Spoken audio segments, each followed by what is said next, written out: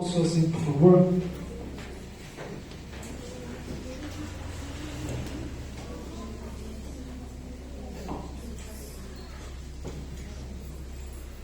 Eu quero agradecer a Deus por essa oportunidade, irmãos.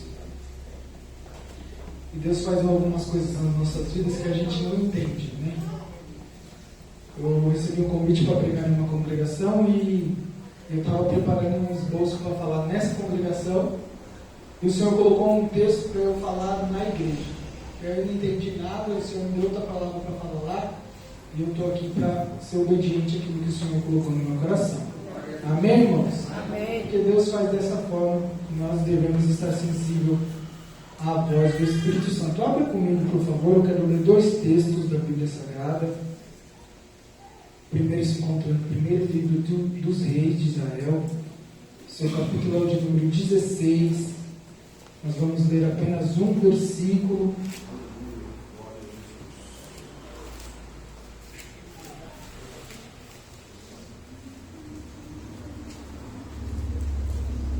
Abra comigo, por favor, irmão, a sua Bíblia. Primeiro livro dos reis, capítulo 16, o versículo é o de número 34. Após a leitura, já marca aí a sua Bíblia, coloca uma folha, coloca o filete lá, não sei como é o nome disso, deixa marcado aí.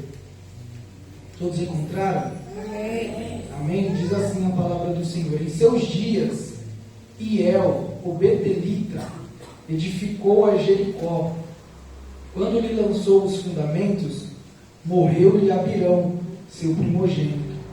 Quando lhe pôs as portas, morreu Segube, seu último, segundo a palavra do Senhor, que falara por intermédio de Josué, filho de Num. O segundo texto, irmãos, que eu gostaria que você abrisse a sua Bíblia, está bem longe.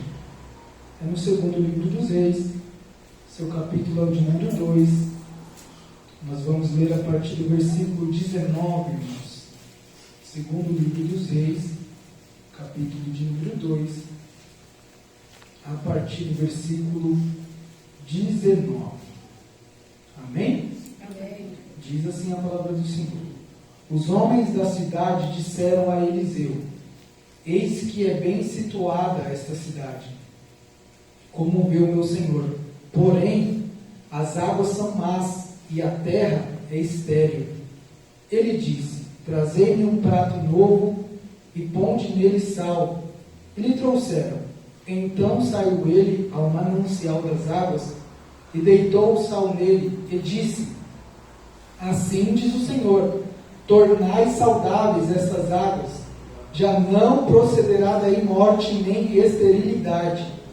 Versículo 22. Ficaram, pois, saudáveis aquelas águas até o dia de hoje, segundo a palavra de Deus. Irmãos, eu quero ministrar nesta noite baseado no tema: não reconstrua o que Deus derrubou. Não reconstrua o que Deus derrubou. Eu peço, por favor, que você mantenha a sua atenção. Eu prometo ser breve, mas se você não entender a introdução, você não vai entender a aplicação da mensagem. Amém? Vamos fazer isso combinado? Deus, irmãos, Ele é especialista em todos os assuntos. Deus, Ele é especialista em todos os assuntos. Não existe nenhum assunto que Deus não conheça. Por quê? Porque nós estamos falando de um único Deus verdadeiro. E sendo o único Deus verdadeiro, Ele possui atributos que outras pessoas não têm. Alguns eles comunicam com o ser humano, a saber, o amor. Deus é amor, mas Ele compartilha esse atributo conosco. Deus, Ele é paz, Ele também contribui esse atributo conosco. Mas tem alguns atributos que Deus não compartilha com ninguém, porque isso faz com que Ele seja Deus. A saber, a sua onisciência, a sua onipresença e a sua onipotência, a eternidade. E falando de onisciência, onisciência diz o quê? Que Deus conhece todas as coisas de antemão. Antes que as coisas aconteçam, o Deus a qual nós servimos, Ele já conhece. E dentro dessas especialidades de Deus, irmãos, Deus, Ele é especialista em mudar cenários. Deus, dentro das suas especialidades, Ele é especialista em mudar cenários, em mudar situações, em mudar decretos, em fazer as coisas loucas, confundir aquelas que pensam que são sábias. Lucas, me dê um exemplo, eu vou te dar dentro da Bíblia. Moisés, irmãos, o pastor falou aqui das crianças, que muitos eram improváveis. Moisés, ele era improvável. Você pode me perguntar, Lucas, por que Moisés era improvável, sendo que a mãe dele não era estéril? Porque Moisés, ele foi gerado em um tempo que ninguém queria gerar. Por que ninguém queria gerar? Porque havia um decreto de Faraó: o menino que nascer certamente morrerá. Esse era o decreto que estava estabelecido na vida de Moisés. Mas eu falei que nós servimos a um Deus que Ele é especialista em mudar cenários, em mudar situações. O decreto de Faraó era um decreto de morte, mas Deus olha na história e fala assim: o decreto é de morte, mas eu vou intervir e o meu decreto é de vida. Louvado seja o nome do Senhor. O cenário é de morte, ninguém quer gerar, mas eu vou fazer Joquebede gerar, e dentro dela tem um projeto meu que vai ser usado para libertar o meu povo, porque o Deus que nós servimos é um Deus especialista em mudar cenários. Louvado seja o nome do Senhor. E não satisfeito, irmãos, Deus, Ele fala assim, eu fico imaginando, aquele que havia decretado a morte, ele vai ser instrumento para que o meu projeto cresça com vida. Porque nós sabemos que a mãe de Moisés coloca ele dentro de um cesto, esse cesto para na filha de Faraó, aí Faraó, ela leva para dentro de casa, e Faraó foi responsável por cuidar de Moisés 40 anos, irmãos. Porque Deus faz assim. O Deus que nós servimos é desse jeito. Ele gosta de cenários impossíveis. Ele gosta quando todos os recursos humanos se acabam, se esgotam. Quando a ciência fala assim, não tem mais jeito, nós vamos até aqui. Aí Deus fala, agora é comigo. É eu que entro na causa, é eu que vou na frente. Louvado seja o nome do Senhor. E todos nós conhecemos a história. Moisés cresce e ele é responsável por conduzir o povo 40 anos no deserto. Ele livra o povo do Egito, caminha 40 anos no deserto. E quando, irmãos, nós lemos Êxodo, capítulo de número 12, e o versículo de número 37, projeta aí, fazendo favor, Êxodo, capítulo de número 12, o versículo 37, tem uma informação dentro desse versículo que, se você não pegar aqui nessa noite, esquece, irmãos. Essa informação é uma informação importante. Assim partiram os filhos de Israel de Ramsés. Vou ler de novo. Assim partiram os filhos de Israel de Ramsés para Sucote, coisa de 600.000 de pé, somente varões, sem contar os meninos, sem contar as mulheres e as crianças. Lucas, eu não entendi nada. Você falou que esse versículo iria me mudar agora, me transformar. É que dentro, irmãos, desses 600 homens, tinha um homem por nome Oséias. Tinha um homem por nome Oséias. E anota aí, Oséias significa salvação. Ele, irmãos, era uma outra pessoa que era improvável. Por que Oséias era improvável? Porque, apesar do seu nome significar salvação, Oséias era escravo. E o que é escravo? É aquele que está debaixo do poder absoluto do seu senhor. Ou seja, o escravo não pensa, o escravo não tem vontade própria, o escravo não tem liberdade nenhuma. Isso no contexto ali dos 600 homens que saíram do Egito. E o que eu quero dizer? Enquanto o mundo está dizendo que não tem jeito porque é escravo do pecado, enquanto o mundo está falando assim, não tem jeito porque está preso na pornografia, enquanto o mundo está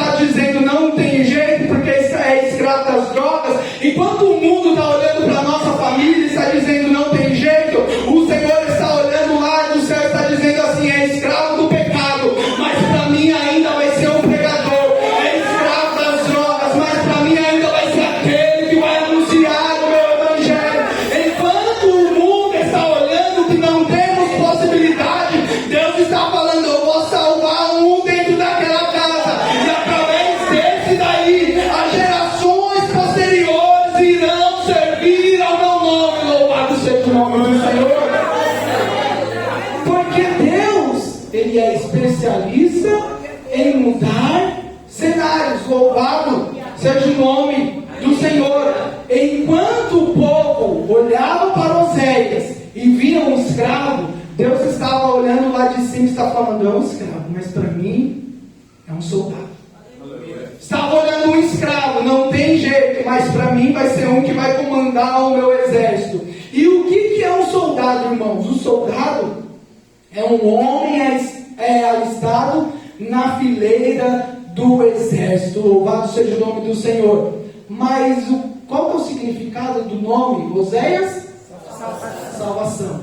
Um soldado sozinho na guerra, ele morre, irmãos. E sabe por quê? Porque o homem por si só não pode vencer as suas guerras.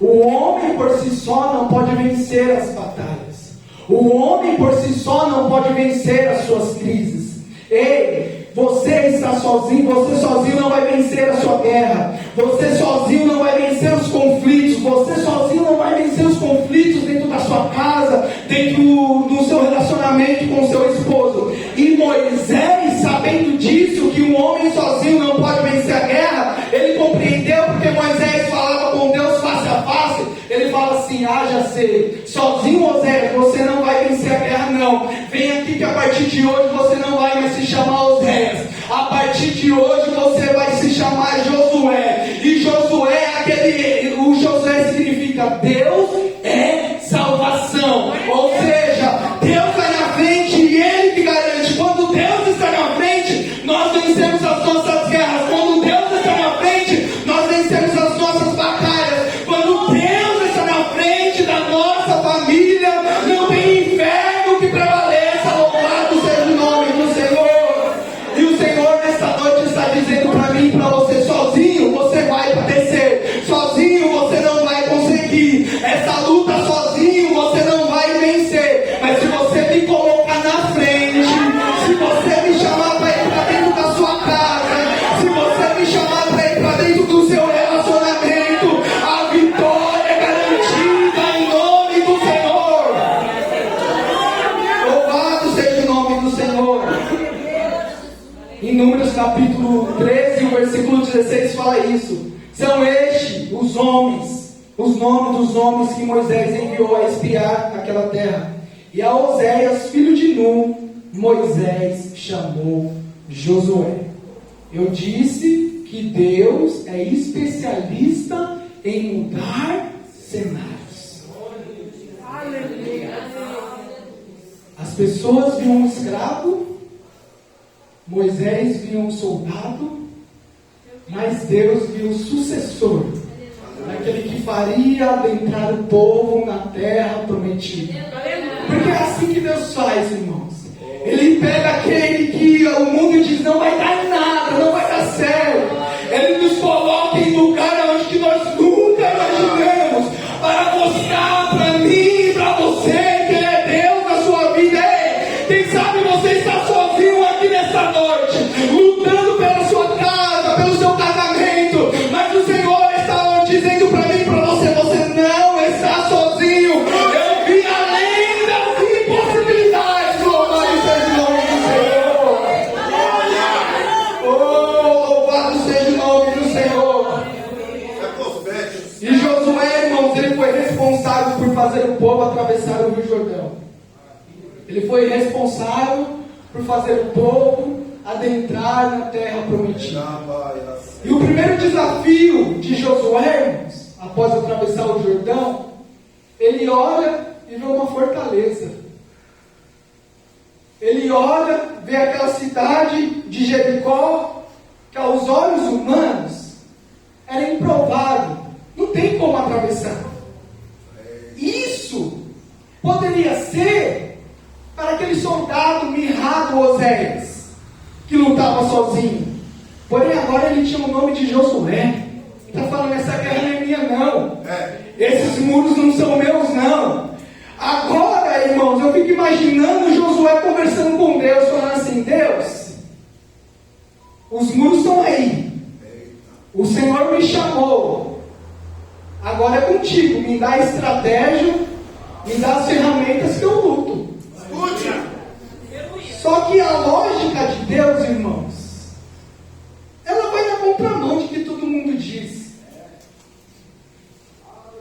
Deus fala para Josué: você vai lutar essa guerra, Josué? Vou no arré do pé, Senhor. Então tá bom. A estratégia é o seguinte: durante 6 dias, vocês vão rodear a cidade, sem falar nada, sem gritar, sem tocar trompeta, só vai rodear. Ah, Senhor, então tá bom, a gente vai rodear, depois eles vão ficar tontos e a gente vai entrar lá, né? Não. No 7º dia, você vai rodear 7 vezes. E na última volta, você vai tocar a trombeta e vai gritar. E os muros vão cair. Eu fico imaginando o Josué, como chefe do exército, falando assim: gente, a estratégia é o seguinte, a gente vai ficar dando volta na terra. O pessoal deve ter olhado para Josué e falar: rapaz, está sem direção. Esse daí está sem direção de Deus. Mas Deus, ele não nos chamou para seguir uma lógica. Sim. Irmãos, Deus, ele não nos chamou para seguir uma lógica. Deus, ele nos chamou para obedecer. Deus não nos chamou para seguirmos uma lógica. Deus nos chamou para obedecer. A lógica era: Senhor, nós temos um exército, nosso material bélico é grande, nós temos marretas, temos martelete. Lucas, eu não estou entendendo. A lógica do mundo é: larga esse marido. Depois de tudo que ele fez, não ora mais não para esse filho. Mas eu estou falando assim: permaneça, continua orando, continua buscando, porque quem derruba a muralha sou eu, quem transforma a vida sou eu, quem transpõe esses muros sou eu. Louvado seja o nome do Senhor. E quando a lógica do mundo está falando não vai dar certo, a lógica de Deus é: continua com seus joelhos dobrados, continua com a boca do pó, não se afasta de mim não, porque é eu que estou pelejando por você. Louvado seja o nome do Senhor. E quando Deus fala para Josué nos rodear, Deus está ensinando para Josué e para nós a questão da perseverança. Nós estamos vivendo dias que nós queremos as coisas rápido. Perseverar dói, irmãos. Perseverar é difícil, mas vale a pena, porque o resultado é vitória. Nós estamos do lado do exército de uma pessoa que nunca perdeu uma batalha. Não é a sua batalha que ele vai perder, mas é necessário perseverar. E perseverar o que, Lucas? Nos fundamentos que foi falado. Se relaciona com a palavra de Deus. Persevera na oração. Tenha uma vida jejuada diante do Senhor, porque as muralhas vão cair. Louvado seja o nome do Senhor. Glórias. E aquilo que era impossível aconteceu. As muralhas caíram. Quando nós lemos Josué capítulo de número 6, Lucas, o que isso tem a ver com o texto que você leu? Com os 2 textos, aliás. A gente vai entrar no texto agora, irmãos. Josué capítulo 6, o versículo de número 26, diz assim: naquele tempo Josué fez o povo jurar, dizendo: maldita diante do Senhor seja o homem que se levantar e reedificar esta cidade de Jericó. Com a perda do seu primogênito lhe porá os fundamentos, e à custa do mais novo as portas. Jericó, irmãos, estava sob uma maldição. Aquilo que era intransponível, aquilo que era impenetrável, pelo poder de Deus, caiu. E dentro disso, irmãos, eu gostaria de deixar algumas lições para nós meditarmos, porque Jericó, conforme eu falei, estava debaixo de uma maldição. Jericó estava debaixo de uma maldição. E o primeiro texto que nós lemos Em 1 Reis, capítulo de número 16, e o versículo 34 fala: em seus dias, Hiel, o betelita, edificou a Jericó. E a primeira lição que eu gostaria que você ouvisse, irmãos, anotasse, guardasse na tábua do seu coração, saísse daqui para fora e colocasse em prática. Porque nós estamos vendo dias que nós ouvimos muitos sermões. Tem a pregação que eu quero no YouTube, o pastor está aqui de terça, de quinta, nós estamos na escola dominical, mas nós estamos praticando pouco. Nós somos um país com um número de cristãos maior que tem, se eu não me engano. Mas é o país onde jovens estão descendo a sepultura porque não houve o Evangelho. E não é o Evangelho falado, é o Evangelho vivido. Nós estamos vivendo dias difíceis. E a primeira lição que eu gostaria de deixar, irmãos, é que em tempos de crise não se emite alvará para a construção, para a reconstrução, perdão. Em tempos de crise não se emite alvará para a reconstrução. Desde quando Josué havia profetizado, em Josué, capítulo de número 6, o versículo de número 26, até se cumprir isso em 1 Reis, capítulo de número 16, o versículo 34, se passaram 500 anos, aproximadamente. E o que estava acontecendo ali? A nação de Israel estava passando por um momento de crise. Crise econômica, crise política e principalmente crise espiritual. Quando nós lemos o Reis, capítulo de número 11, nós vamos ver que Salomão, que foi o último rei, que teve o reino unido, ele começa a fazer alianças com pessoas que Deus havia falado: não faça aliança com essas pessoas, não se case com essas mulheres, e nem se dê os seus filhos para que se casem com elas também. Mas só que Salomão, ele faz aquilo que não era bom aos olhos do Senhor. Mas o Senhor, o Deus a qual nós servimos, ele não é pego de surpresa. Ele levanta um seu para repreender a Salomão. Ele levanta um para dizer: a partir de hoje o seu reino vai ser dividido. Todos nós conhecemos a história. No capítulo de número 12, o reino de Israel se divide em dois pedaços: a tribo do norte e a tribo do sul. E quando chegamos no capítulo de número 15 do primeiro livro dos Reis, até então sobe no trono um homem por nome Acabe. Ele era, até aquele momento, o pior rei que Israel já teve. Além de ele fazer tudo aquilo que os seus antepassados faziam, ele ainda se casa com uma mulher que servia totalmente a outro Deus. Ele casa com uma mulher que o Senhor reprovava.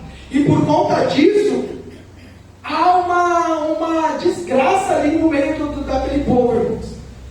Além dele trazer os ídolos para dentro do templo, além dele adorar a Baal, estava totalmente longe de Deus. E a primeira lição é: em tempos de crise, não se emite alvará para a reconstrução.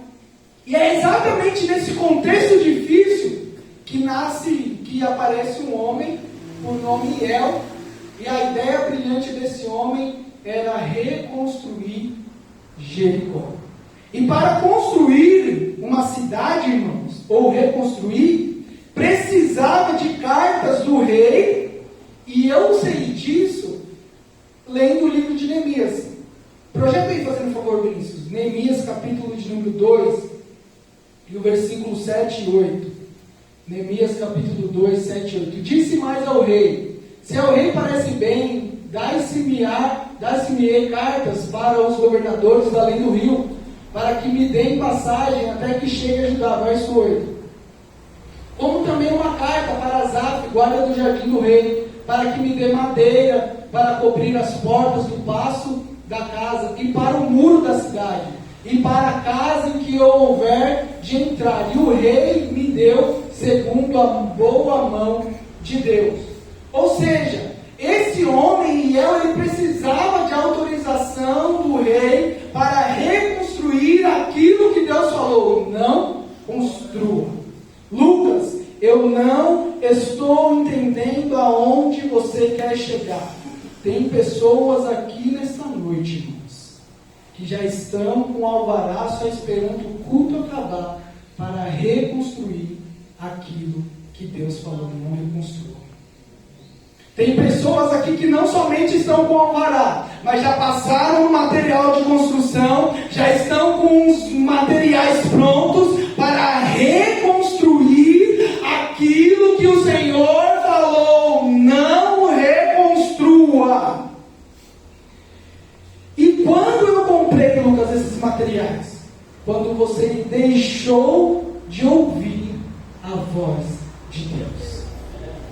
E quando eu comprei esses materiais? Quando você passou a ouvir pessoas que não têm compromisso com o Deus que você serve. Receba! E Deus está dizendo: se colocar o alicerce, seu filho vai morrer. Se continuar com este projeto, haverá luto na sua casa. Se continuar colocando esse projeto em prática, reconstruindo aquilo que Deus falou assim: não reconstrua, você vai chorar.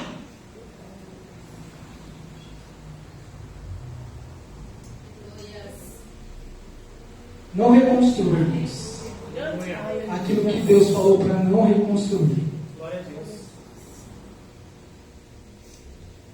Jericó foi uma barreira que havia no caminho para o povo conquistar a terra prometida. A pergunta que eu te faço: foi as voltas que Josué fez? Foi aquilo que ele falou? Não, não. Quem derrubou Jericó foi Deus. A sua família é projeto de Deus. O seu casamento é projeto de Deus. Os seus filhos são projeto de Deus. Filhos, os seus pais são projeto de Deus. Mas o Senhor me trouxe aqui nessa noite falando: não reconstrua aquilo que lá atrás eu derrubei. Não reconstrua aquilo que era empecilho na sua vida. Louvado seja o nome do Senhor. Porque a desobediência à palavra de Deus gera morte. Desobedecer aquilo que o Senhor falou para mim e para você, irmão, gera morte. Ei, jovens, nós somos embasados por uma palavra. Igreja do Senhor, nós somos embasados por uma palavra.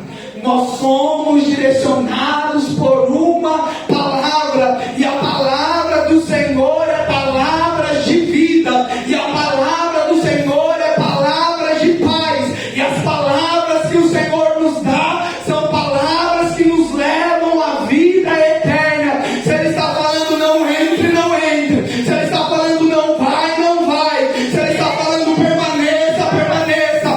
Fique naquilo que o Senhor falou para você. Porque se você tentar reconstruir, haverá choro. Haverá choro. Então a primeira lição, irmãos: em tempos de crise, não se emite alvará para a reconstrução. Lucas, não estou entendendo nada. Para de ficar ouvindo quem não tem compromisso com Deus, quem está longe da presença de Deus. Você ouve todo mundo, mas não ouve os seus pais. Você ouve todo mundo, mas não ouve sua esposa, não ouve seu marido, não ouve o seu pastor. Mas dá ouvidos para aqueles que não têm compromisso com Deus. Larga mesmo, larga a mão mesmo. Mas Deus está falando: se você seguir esse conselho, vai morrer.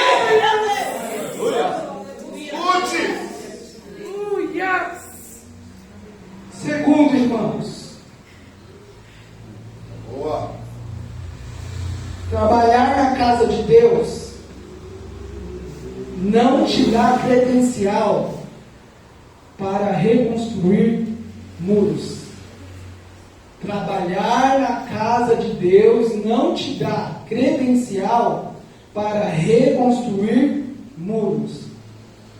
Certa vez eu tive a oportunidade de pregar aqui, e eu falei sobre Jacó, quando Deus aparece para ele e fala assim: Jacó, volta lá para Betel, porque você fez uma promessa para mim, lembra?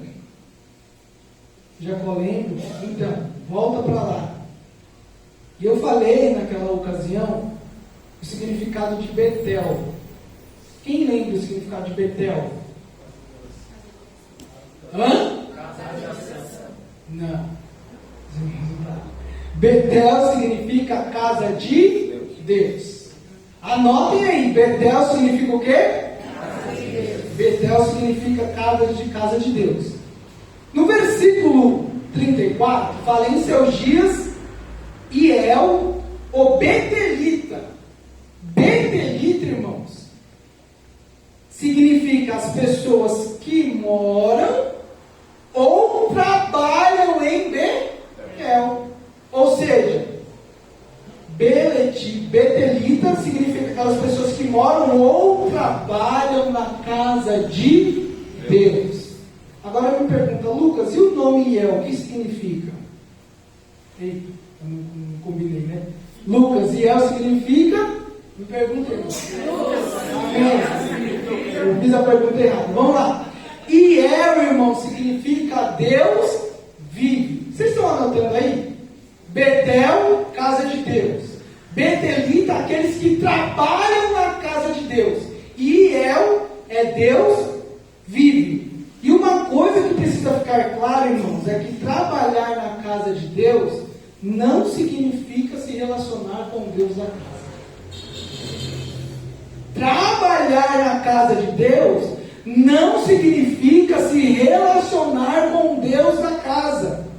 Eu posso pregar, posso cantar, posso reger, posso tomar ceia, posso abrir a congregação, posso estar aqui terça, quarta de manhã, quarta à noite, quinta à noite, posso estar na escola dominical, domingo de manhã, domingo à noite, mas não me relacionar com Deus. E a falta de relacionamento com Deus faz nós reconstruirmos coisas que Deus falou para nós não reconstruirmos.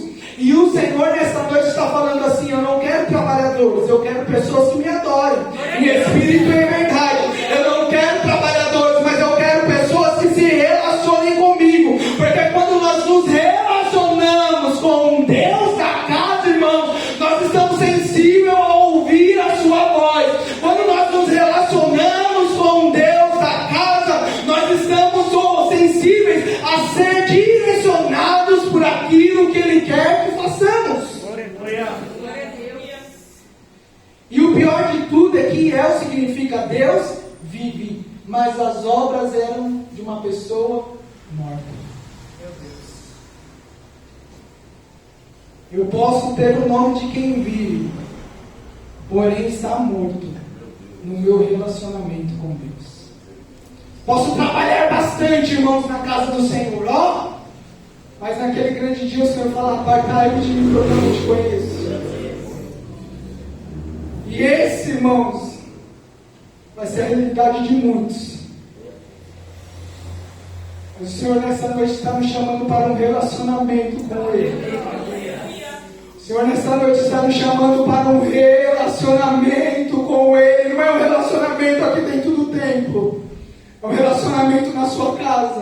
Quando você fecha a porta do seu quarto. Quando você pode abrir o seu coração e rasgar e falar: Senhor, esse é o Lucas que o Senhor conhece.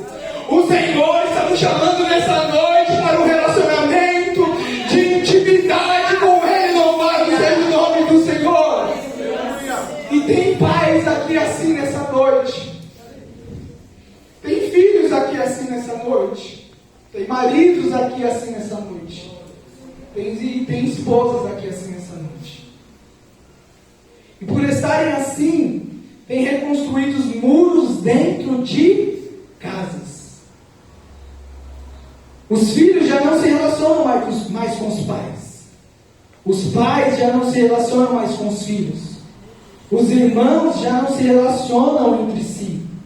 Os casais já não se relacionam mais.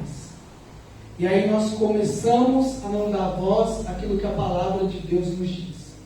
Filhos, honre os seus pais e suas mães e a sua mãe. Honre os seus pais para que os seus dias se prolonguem na terra. Pais, não provoqueis a ira em vossos filhos. Esposos, a sua mulher é o vaso frágil de casa. Mulher, o seu esposo ele é o sacerdote do lar. Enquanto nós não entendemos os nossos posicionamentos dentro de casa, nós vamos estar dentro da igreja, trabalhando para o Senhor e achando que estamos fazendo as coisas certas, sendo que não estão. Mas o Senhor nessa noite está falando ao meu e ao seu coração: louvado seja o nome do Senhor. E a minha oração nesses últimos dias, irmãos, sabe qual tem sido? Eu não quero ser um grande pregador aqui em cima desse púlpito. Eu quero que a Helena olhe para mim, que o José olhe para mim e fale: eu tenho um pai que serve a Deus. Eu quero que a minha esposa olhe para mim e fale: ali é um homem de Deus. Eu quero olhar para minha esposa e falar: ali é uma mulher de Deus. Eu quero olhar para os meus filhos e falar: Senhor, me dê sabedoria para instruí-los na luz da tua palavra. Ser crente aqui dentro é fácil demais, irmãos. 2 horas de culto, colocar uma roupa de ver Deus, que é assim que a minha cunhada diz. Colocar uma roupa de ver Deus é muito fácil. O difícil é colocarmos em prática lá fora. Jovem, você tem que ser bênção lá na sua família, no meio da sua parentela, para os seus pais. Pais, vocês têm que ser bênção para os seus filhos. Porque não é no muito falar, mas é no nosso exemplo que eles temerão a Deus. Oh, Espírito Santo. Oh, Senhor, fala com a tua igreja. Aleluia! Glória a Deus! Aleluia! Aleluia! Isso daqui não é uma mensagem de repreensão, não, irmãos. Uma mensagem de reflexão para nós nos ajustarmos. Sabe por quê, irmãos? Nós podemos estar unidos aqui na terra, mas estarmos divorciados espiritualmente. Nós podemos estar aqui unidos na terra, mas o Senhor chamar você e sua esposa a ficar. O Senhor chamar sua esposa e você ficar. O Senhor chamar você e os seus filhos ficar, irmãos. Imagina aquele grande dia quando a trombeta tocar. Você olhar para trás e falar: cadê minha herança? Cadê os meus filhos que o Senhor confiou na minha responsabilidade? É uma mensagem de prevenção para nós, igreja do Senhor. É tempo de despertarmos. É tempo de pararmos, de cochearmos em 2 pensamentos. O Senhor está me chamando para a guerra. E chamar para a guerra é deixar tudo para trás e não embaraçar com nada nesse mundo. E é seguir o nosso comandante. Louvado seja o nome do Senhor. E a terceira lição, para encerrarmos, é que as águas amargas, terceira lição, as águas amargas refletem a reconstrução de muros passados. As águas amargas refletem a reconstrução de muros passados. No segundo livro de Reis, que foi o segundo texto que nós lemos, capítulo de número 2, versículo de número 9, diz assim: os homens da cidade disseram a Eliseu: eis que é bem situada esta cidade. Mas se você ler o versículo de número 18, vai nos dar o contexto do 19. Fala assim: então voltaram para ele, pois permaneceram em Jericó. A cidade de Jericó, irmãos, conforme o próprio texto nos diz, a parte A do versículo de número 19, era uma cidade bem situada, Era uma cidade que era bem localizada. Ou seja, era uma cidade que foi planejada. Era uma cidade que foi arquitetada. E famílias que estão me ouvindo aqui nessa noite, foram famílias que foram projetadas.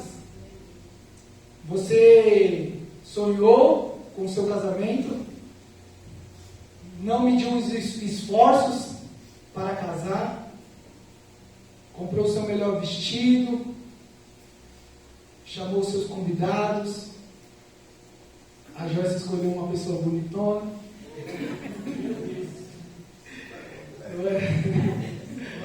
Glória a Deus, glória a Deus.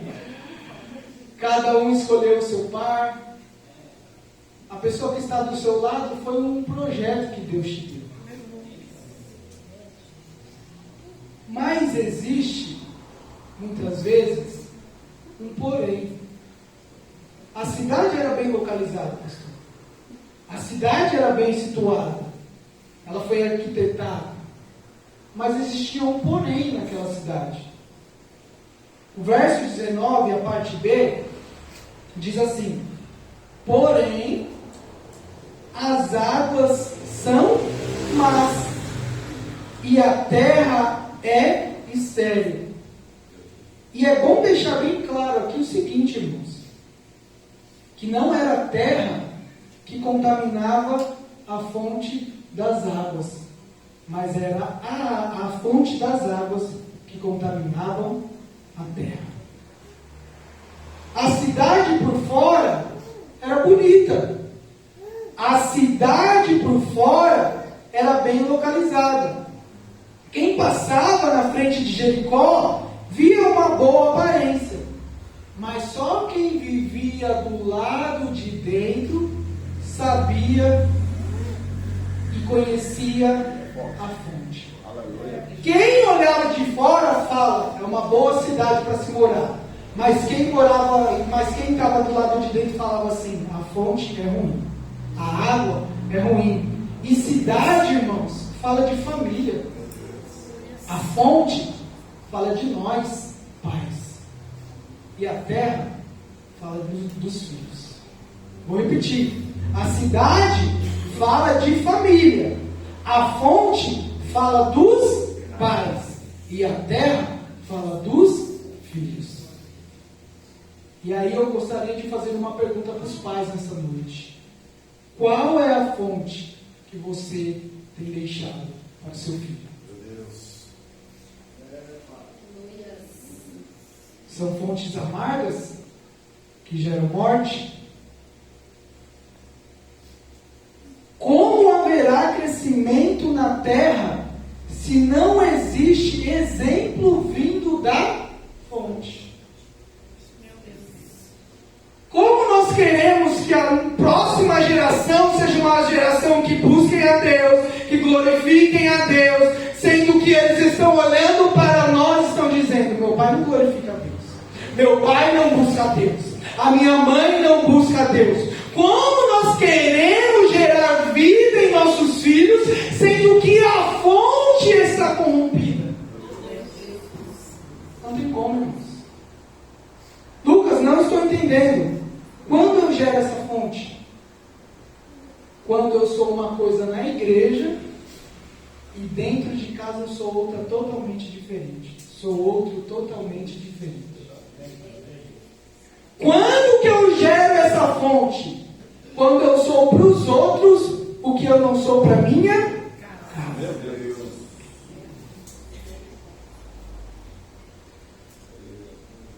Mas o Senhor me trouxe aqui nessa noite, irmãos, porque eu disse no começo da minha frase que Deus, Ele é especialista em mudar ser. Deus, Ele é especialista em mudar ser. Quem sabe você adentrou nessa noite falando assim: eu não tenho nenhuma água boa que jorre dentro de mim. As pessoas olham e falam: é bem situada, é bem estruturada, mas de mim gera fonte de morte. Mas o Senhor me trouxe nessa noite com o bálsamo dele para te dizer: há esperança para você, há esperança para a sua casa, há esperança para a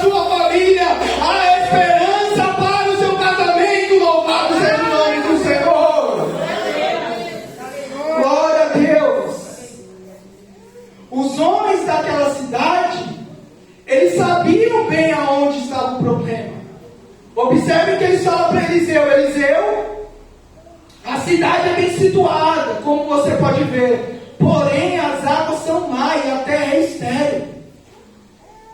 Cada um aqui sabe onde que precisa melhorar, irmãos.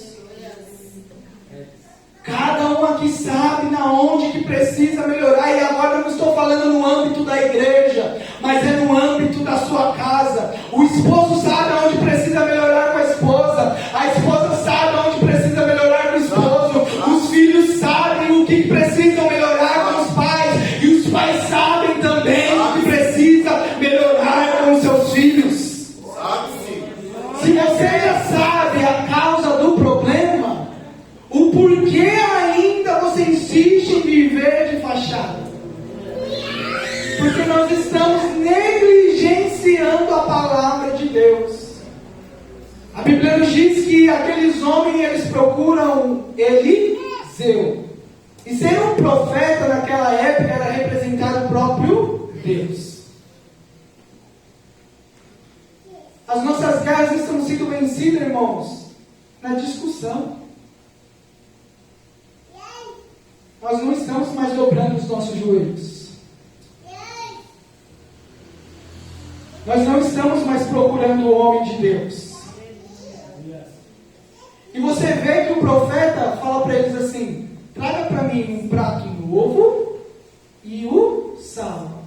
São coisas simples que eles tinham dentro de casa. Às vezes, sabe o que é o prato novo? O sal na sua família? É sentar e conversar. Às vezes o prato novo, o sal dentro da sua casa, é pedir a atenção que o seu filho te pede. Às vezes o prato novo e o sal dentro da sua casa é você quebrar o orgulho. É você falar, pensar que tudo tem que ser assim. O prato novo e o sal é dentro de casa. Mas não foi o prato novo e nem o sal. Olha o que diz o versículo de número 21. Então saiu ele ao manancial das águas e deitou o sal dele e disse: assim diz o Senhor. Observe, Eliseu, ele pegou aqueles utensílios e ele foi na raiz do problema. Ele foi na fonte, na onde que gerava os conflitos.